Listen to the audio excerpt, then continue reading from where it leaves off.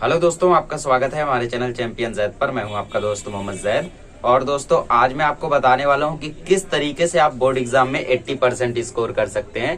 ये वीडियो उनके लिए नहीं है जिन्होंने 90-95 का टारगेट रखा है। कमेंट में मत बोल देना कि मुझे 90 चाहिए, 95 चाहिए, क्योंकि आपके लिए वीडियो ऑलरेडी अवेलेबल है।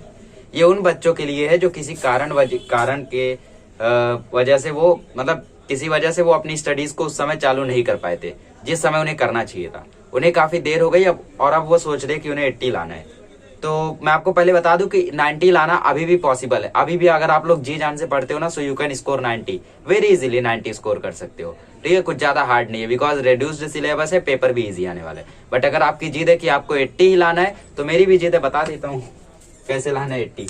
तो हमारे पास सब्जेक्ट कितने हैं? हमारे पास सब्जेक्ट है English, Hindi, Marathi, maths, science, social science. तो भाई मैथमेटिक्स में देखो टोटल 31 प्रैक्टिस सेट है।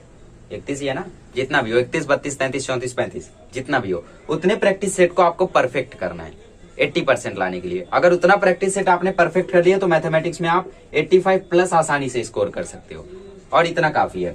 फिर इंग्लिश में आपको स्कोर करना है। देखो, इंग्लिश में आप ग्रामर अपना परफेक्ट कर डालो।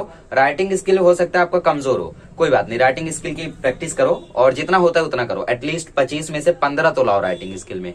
मीन्स हर राइटिंग स्किल में 3 नंबर तो मिलता ही होगा, इतना ज्यादा वीक नहीं होगा, ठीक है। मतलब राइटिंग स्किल वाले सेक्शन में 15 मिल रहा है, ग्रामर आता है 10 मार्क्स का, उसमें मिल रहा है 7 मार्क्स, पैसे जाता है 20 मार्क्स का, उसमें मिल रहा है 15 मार्क्स, नॉन पैसे जाता है मतलब अनसीन पैसे जाता है 15 मार्क्स का, उसमें मिल रहा है 10 मार्क्स, ठीक है।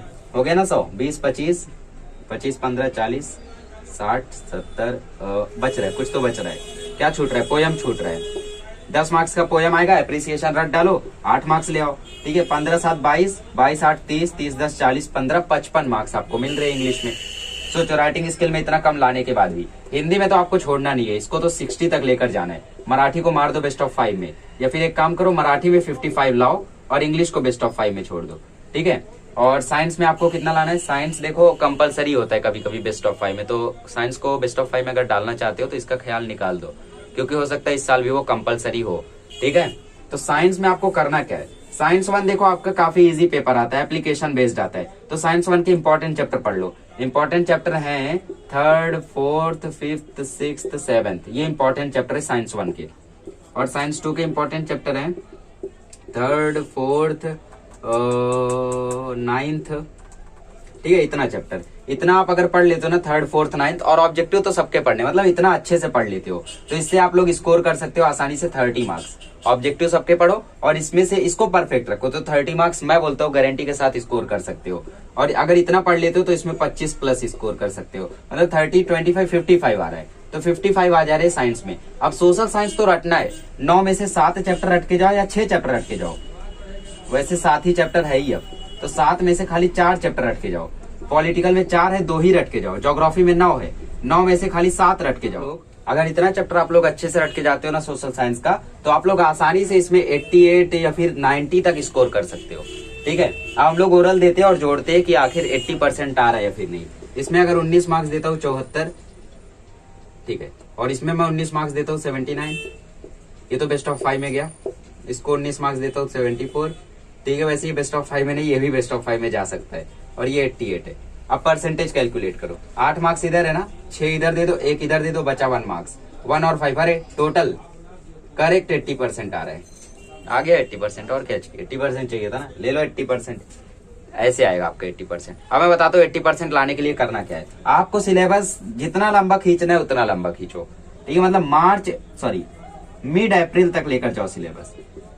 सैंपल पेपर कितने सॉल्व करने मत करो, सैंपल पेपर नहीं भी ढंग से सॉल्व करोगे ना तो भी 80 ला सकते हो। मेरे कई दोस्तों ने 82, 83, 84 लाया है, उन्होंने सैंपल पेपर्स को उतना हॉनेस्टली नहीं सॉल्व किया था।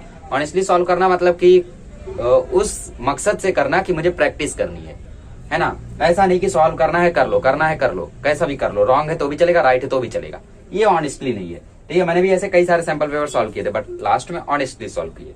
तो वही करना है आपको 80% लाने के लिए। सैंपल पेपर सिर्फ 2-3 सॉल्व करो हर एक सब्जेक्ट के, आसानी से 80% क्रॉस कर जाओगे। बट मेरी सलाह अभी भी यही है कि आप लोग 90 को टारगेट करो, और 90 को टारगेट करने के लिए साइंस में मार्क्स स्कोर कर सकते हो, इंग्लिश में स्कोर कर सकते हो, हिंदी में स्कोर कर सकते हो। हिंदी में 60 बहुत ईजी है, कम से कम इसको 65 तक लेकर जाओ, फिर देखो 80 से 85 हो जाएगा। और एक बार 85 हुआ फिर 90 दूर नहीं लगेगा, फिर कॉन्फिडेंस आएगा, हाँ यार 85 आ गया, 90 ला सकता हूँ। ठीक है, तो ये आपका टारगेट रहना चाहिए। बढ़िया से पढ़ाई करो आप लोग, मिड अप्रैल तक सिलेबस खत्म करो और फिर देखो 90 तक पहुंच जाओगे। ठीक है, चलिए, थैंक यू सो मच।